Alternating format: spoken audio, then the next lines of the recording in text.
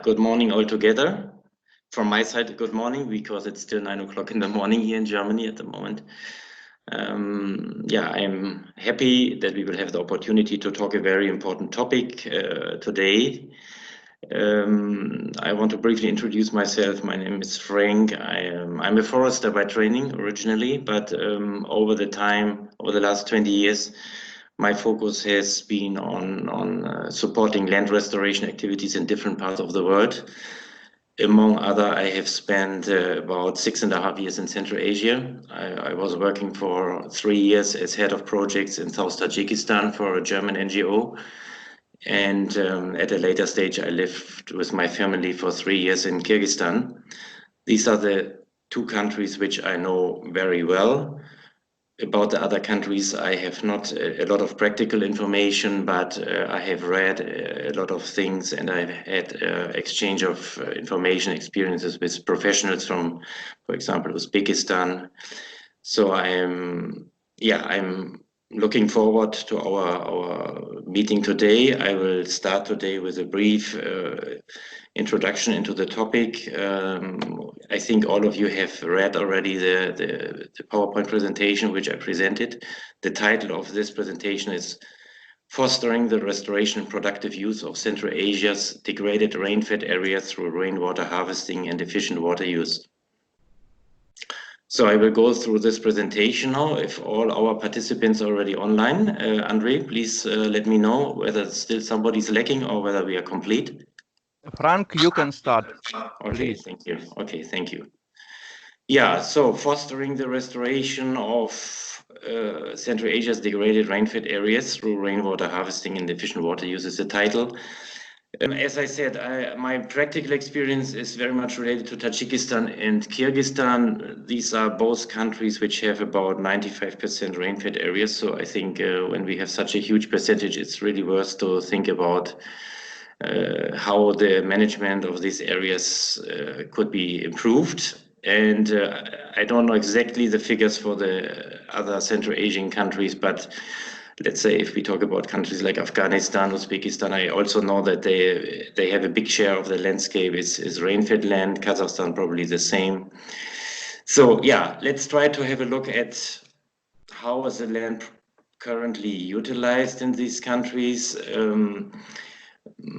My personal impression is that at the moment, in many countries in the Central Asian region, land degradation is a big topic, especially in the rain-fed areas, whereby it is important to see that actually when we see these kind of areas in the summer, they sometimes look, the rain-fed areas, they look quite similar to a desert. But the good thing is actually in many semi-arid areas of Central Asia, there's actually quite a lot of rainfall.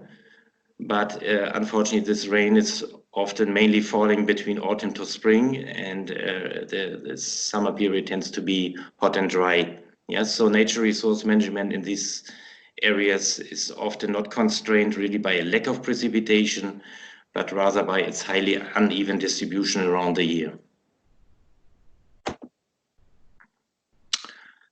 If we have degraded areas, there is a trend that when we have precipitation, that a larger percentage of the precipitation, rather than infiltrating into the soil, is finding the way is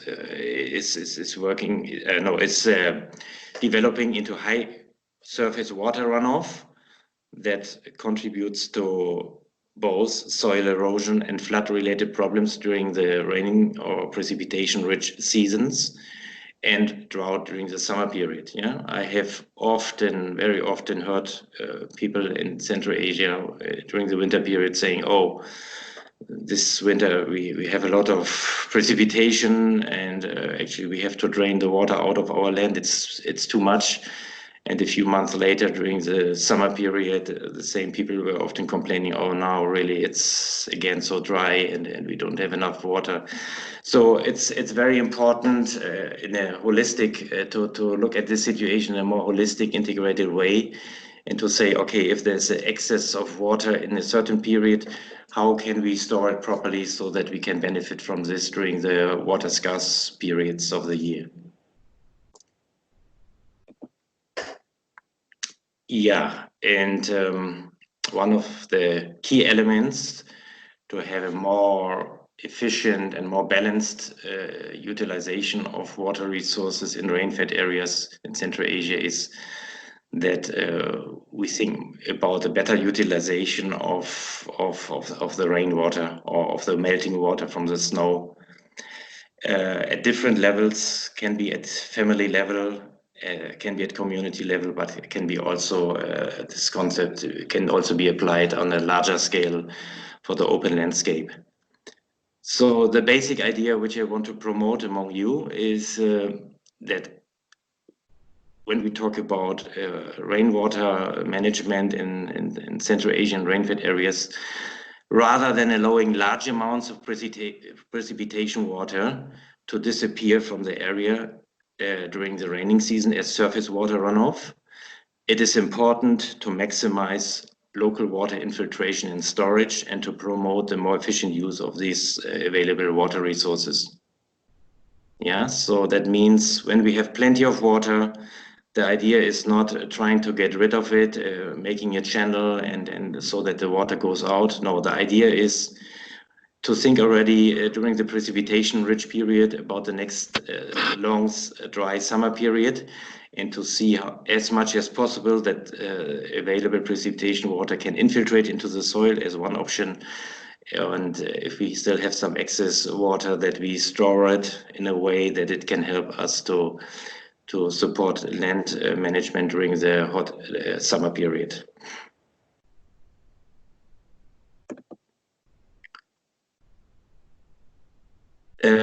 I want to show you here some images from South Tajikistan. I was working in 3 districts of South Tajikistan, which are considered as some of the poorest areas of all the country. And actually, when I came there, it was quite a depressing picture. Many people during the summer, they were not practicing a lot of productive land management. And when I was asking why, yeah, often the response was, you know, we are struggling already to get our drinking and domestic water, and we don't have enough water in our rain-fed lands for doing productive, for example, vegetable cultivation.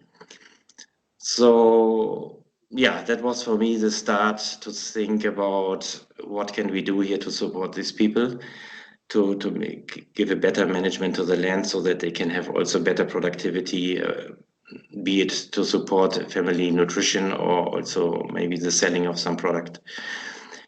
So you see, for example, this lady here, she lives in one area where the land starting from June often looks like on the left picture, dry and unproductive. Only some trees remain green, whereas the grass and so on already turns gray and brownish and unproductive in the middle of the summer period.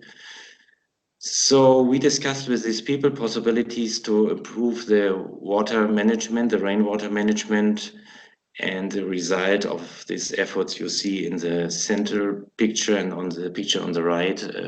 Suddenly, by just managing available precipitation water in a different way, it was possible to set up here some productive kitchen gardens.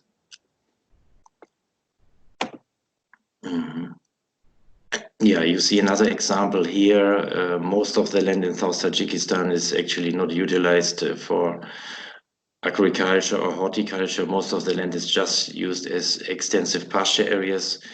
Heavy degradation is very common. You see this photo in the center, an area close to a village, heavily degraded. Very low productivity, very high rates of water and soil runoff during the precipitation-rich season. And we decided actually to take one of the worst parts for experiment to see that we can restore the productivity of the land by doing different kind of activities, including soil conservation, rainwater harvesting, cultivation of multi-purpose trees and fodder crops and mulching. And after some years, after the project ended, I decided out of private interest to return to the area, and you can see now the big difference in the development of this formerly degraded area, the area which we restored. We see trees are growing even till the end of the growth season, whereas the surrounding area still continues to degrade. So when we talk about yes? Yeah, somebody has a question? No. Okay, then I continue. So when we talk about possibilities to enhance rainwater harvesting, we are talking about two basic possibilities to increase the utilization of rainwater. One is to enhance in-situ water infiltration. It means that we want that the water that falls to a lower extent has a tendency to run off, and we want that we have higher infiltration into the soil. And the other strategy is to see that we store rainwater for a while, for a certain period, in temporary storage facilities of different types. In practice, both approaches, enhancing in-situ water infiltration and increasing temporary storage, can be perfectly applied in parallel. Yeah, here I show you a few photos of activities directed to enhance in-situ water infiltration. You see here, for example, these are different kinds of check dams. They can be built depending on the availability of local material out of stones. They can be made of wooden material. You see here, for example, in the center, we are practicing gully plugging. Yeah, a gully is an area where often the water runoff tends to concentrate during the precipitation-rich period. And by building this kind of barriers, we are achieving two things. We are achieving that the water flow slows down, that the speed of the water flow slows down, and so we will have, on the one hand, sedimentation of soil, and we will also have better water infiltration. Here, for example, we have some infiltration trenches integrated into agriculture plots.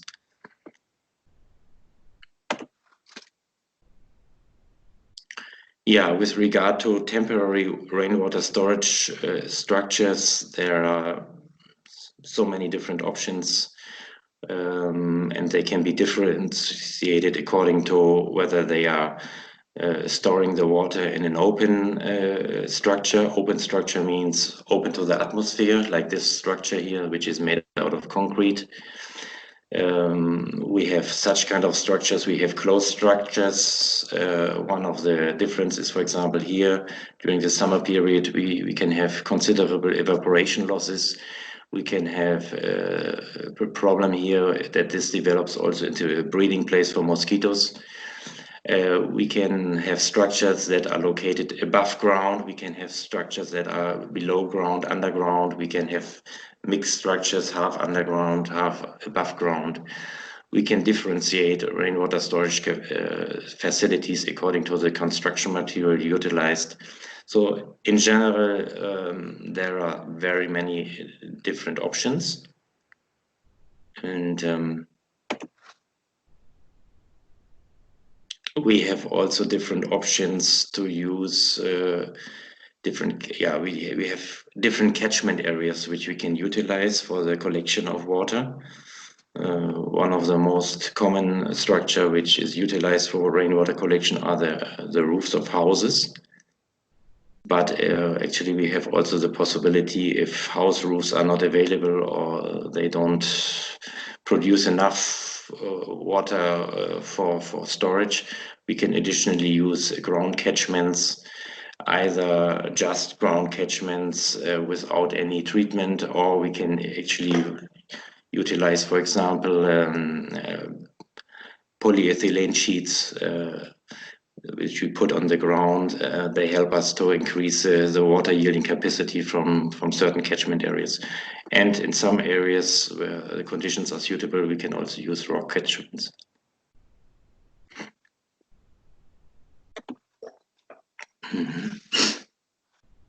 Yeah, so actually I also went through already some of the questions which you presented, which you collected yesterday apparently.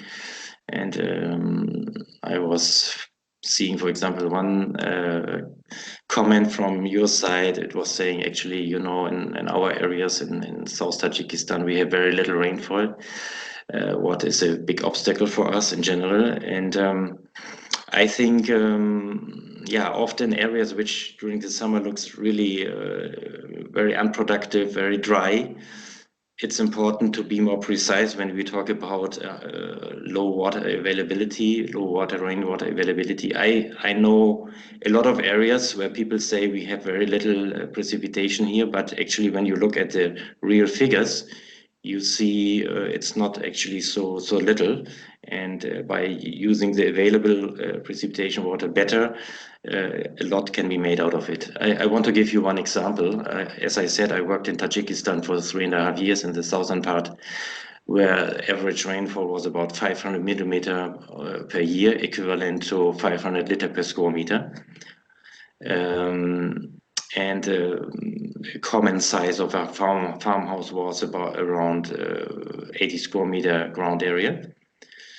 So if we say we have a precipitation of 500 liter per square meter per year in such an area, and we have a ground area of 80 square meter ground area of the house, we have a water yielding surface of 80 square meter. That brings us already to an amount of water that falls onto that roof in the range of 40,000 liter per year.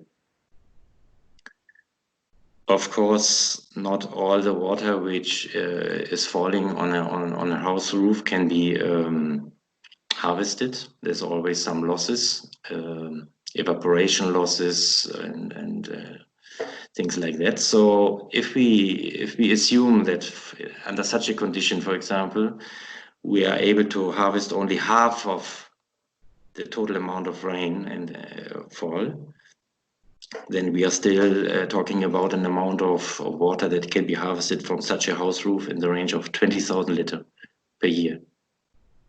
And I think you will agree, if you imagine an amount of 20,000 liter, 20 cubic meter, this is something where you can really start thinking about, okay, what can I really do with this to increase the productivity of my kitchen garden, for example, or similar things. Yeah, it's not a very small amount, but it's really an amount which gives you options to improve land management under these conditions which we have in the rain-fed areas of not only South Tajikistan but also other parts of Central Asia.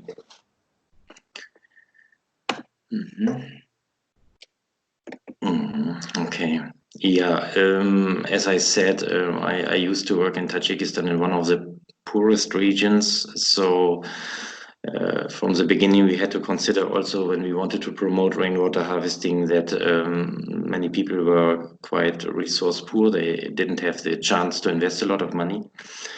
So among other, we developed one technique. We actually promoted different rainwater harvesting techniques, and one technique which we promoted especially for people with limited financial resources was the use of polyethylene sheets for rainwater storage. Yeah, that is a simple, inexpensive rainwater harvesting option that allows even small farmers to engage in rainwater harvesting in areas where the soils are mainly composed of fine particles, such as the loess areas in different parts of Central Asia. But we were not actually focusing on the promotion of just polyethylene-lined rainwater harvesting structures. We were actually giving an overview to the farmers about different options, and we told them The key thing, what needs to be understood, is the strategic importance of better rainwater utilization, and the option which you choose is your choice. Yeah, we don't interfere. And a few years after our intervention, WOCAT, this World Overview on Conservation Approaches, they conducted a survey about good land management practices in Tajikistan, and actually here on the cover you can see a small photo here. This is about the technology which we developed here for South Tajikistan with this polyethylene lined rainwater harvesting structures. So that also means here, when we talk about investment requirements for setting up rainwater harvesting structures, this can vary a lot. We have simple structures that require low investment, and we can have other kind of structures which are more expensive. Yeah. In general, I count with about €3 investment requirement, for example, to set up a 3 cubic meter rainwater harvesting structure using this polyethylene. So that is actually a very low figure. And if you want to work with concrete, maybe you set up structures at a cost of 50 to €150 for 5 cubic meter or something like that. That's my experience, but it also depends a little bit on the local conditions, the price of the masters. What is the price for cement in the local area? Yeah, this varies from place to place. If you are in a distant location from the next main marketplaces, then material costs tend to be higher. So it's never possible to say a rainwater harvesting structure of a certain type costs this specific amount. It always varies depending on the local conditions.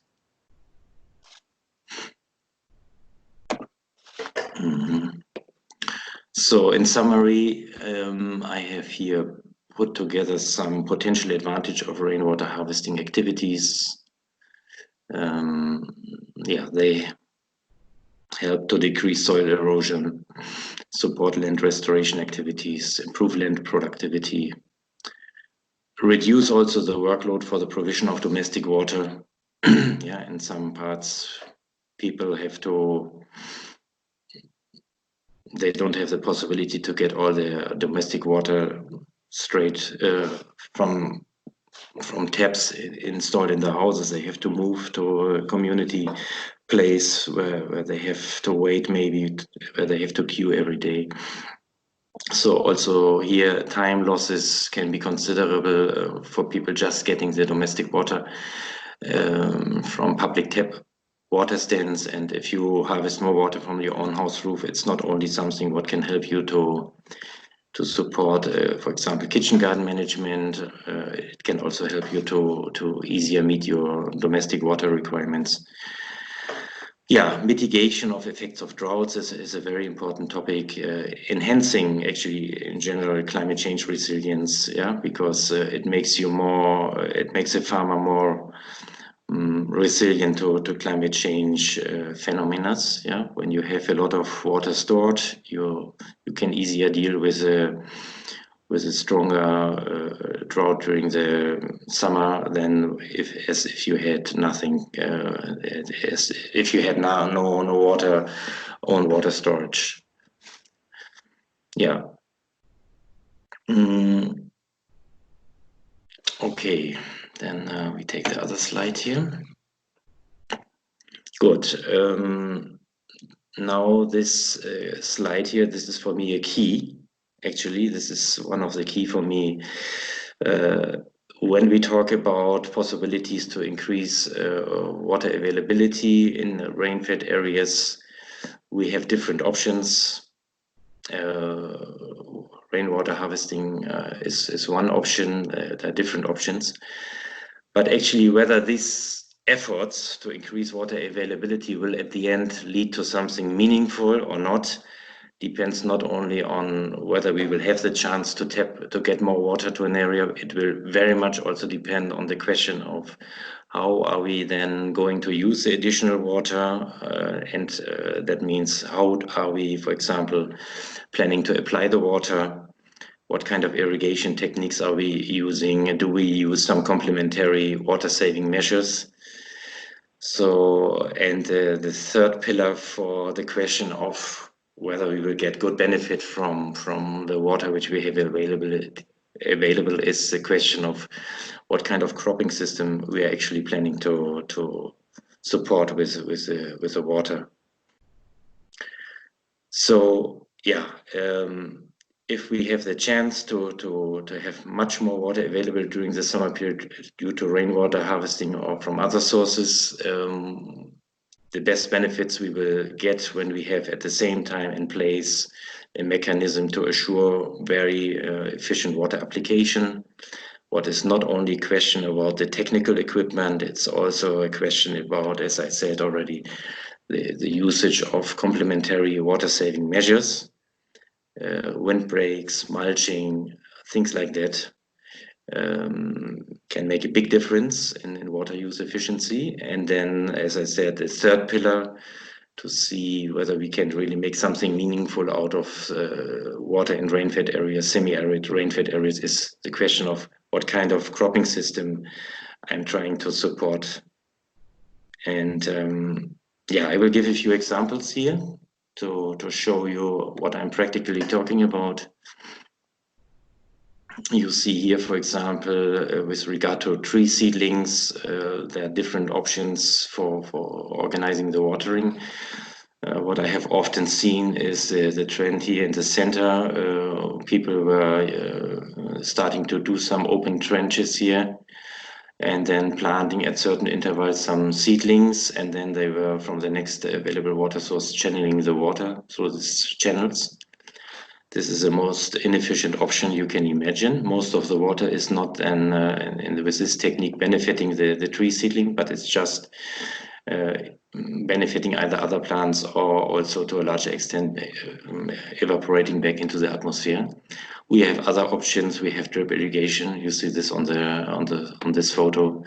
We have options to use bottles above ground, but better actually it's to dig the bottle half below ground, do a perforation at the bottom and refill the bottle from time to time so that the irrigation water actually directly benefits the root zone. A similar approach is here the use of tubes. Also this tube here is actually half buried into the soil so that all the water which you pour into the tube directly reaches the root zone. Yeah. So this here you see already with just the question how to organize seedlings, tree seedlings, for example, it makes a big decision. You're also making a big decision about water use efficiency. Yeah, here you see as a one option, another option to foster water use efficiency, the concept of mulching. Yeah, we need to bring water to the plant. That is one thing. But then when we have these very hot, dry summer days in Central Asia, another key question is how can we actually assure that most of the irrigation water is not just evaporating back into the atmosphere, but really benefiting the plant. So there are, for example, different options to use mulching. We can use natural material, dry grass.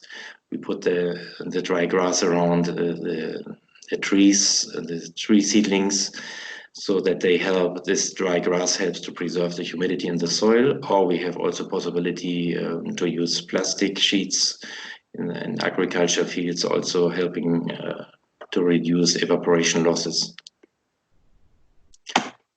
Good, yeah, and as I was saying, if we want to have a really good benefit from improved water management in Central Asia's rainfed areas, we also need to have a clearer idea about what kind of vegetative structures actually can help us to make the best use out of the water which is available in the area.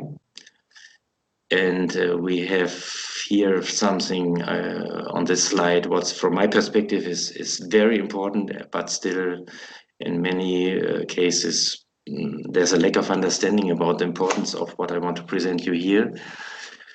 When we talk about degraded areas, and we want to think about an option to restore the lands, we need to see that the structure and composition of the original ecosystem provides important orientation for the restoration of degraded lands.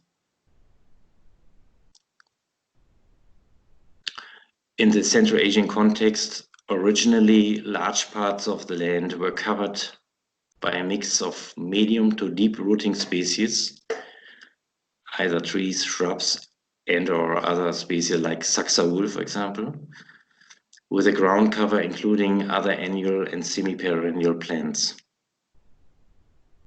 In line with above mentioned, efforts to restore degraded lands in the region have to seek to restore a diversified vegetation composed of different shallow, medium, and deep rooting plants. If you see, for example, this photo on the right side here, this is a degraded area in South Tajikistan. And the current approach from the government and many NGOs is here to see that the situation can be improved by improving pasture management. But actually this is a misleading approach, because this originally was a forested area. And you can imagine, if you just try to improve the management here through improved grazing management, you are always dealing just with a vegetation which has a quite superficial root system. It's a vegetation which has no chance to reach the nutrient and water stocks in the deeper parts of the soil. So with improving pasture rotation on lands which actually used to be forested, where the trees and other deep rooting species were able to also use the water and the nutrients from deeper parts of the soil, if you want to apply here just sustainable pasture management, it's not possible. You will always have the problem here that in areas that used to have other kind of vegetation, that you will fail to reach all this abundant water and nutrients in the deeper part of the soil. Yeah? So it's very important for land restoration in a semi-arid context that we get an idea what used to be there before human intervention, and that gives us already guidance what kind of land restoration can be meaningful in a certain area and in other areas not. Yeah, there are areas in the world where we can say that already by nature that used to be more or less meadowlands. There was never a tree, or there was never significant tree cover. But for many parts of Central Asia, which nowadays look bare of any kind of trees and shrubs, actually the situation originally was different, and this we have to take into consideration. Okay, so I want to conclude my presentation saying rainwater harvesting, it's a very useful, yet in practice in many parts of Central Asia, still greatly underutilized option to support land restoration and the efficient use of local resources. It's time to act, and I hope that you as young professionals will in the future make your contribution to bring this concept forward, yeah, to further promote its application. Thank you very much.